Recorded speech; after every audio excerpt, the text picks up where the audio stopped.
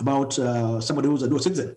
And I think number one, it's of course political, because there's folks back home who see people in the diaspora as being not Kenyans, and they see them coming to take away, their stuff, because they think that we are different.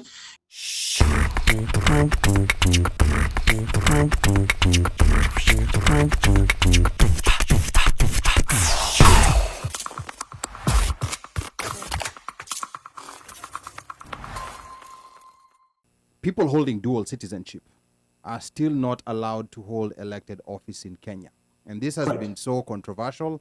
Now, I'm not going to ask you about your status, but I'm just going to ask you about that whole idea of dual citizens not being allowed to run for office in Kenya. Is that something that you will also include, should you get to the Senate, in your diaspora agenda? Because you have a lot of Kenyans here who hold American citizenship. They want to go back and run in Kenya, but they're told that they can run, but they can't occupy the office. They will have to give up their citizenship before they get sworn in. Chui. Yeah, I think that's something I plan to push to make the government much more open to it.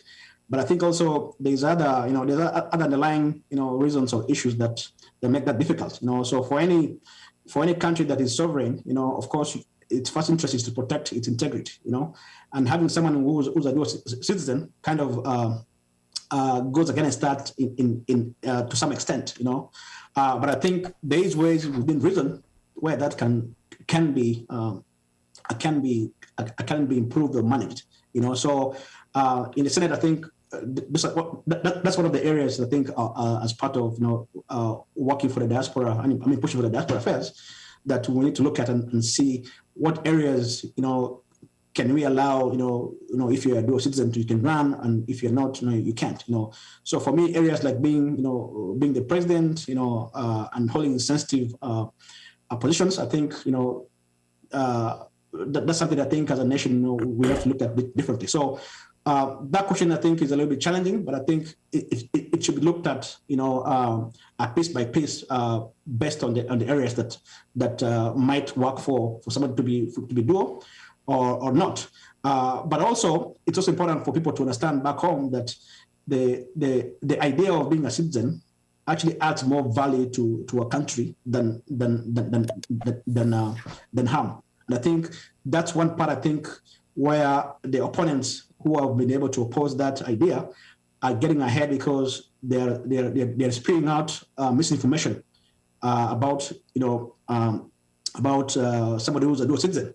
And I think number one, it's of course political, because there's folks back home who see people in the diaspora as being not Kenyans, and they see them coming to take away, their stuff, because they think that we are different, But again, I think creating awareness on the value of being a dual citizen and why that adds to a country's prosperity is something that I think we also need to push and create awareness among the people in Kenya, so that we can have that support to push that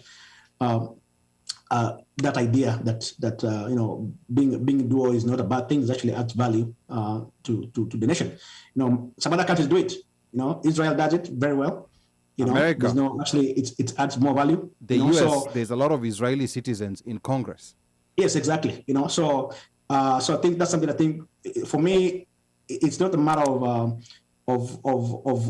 if it's a bad or good thing. I think it's just more of a misinformation in Kenya that is really political, that is pushing this to be a little bit harder.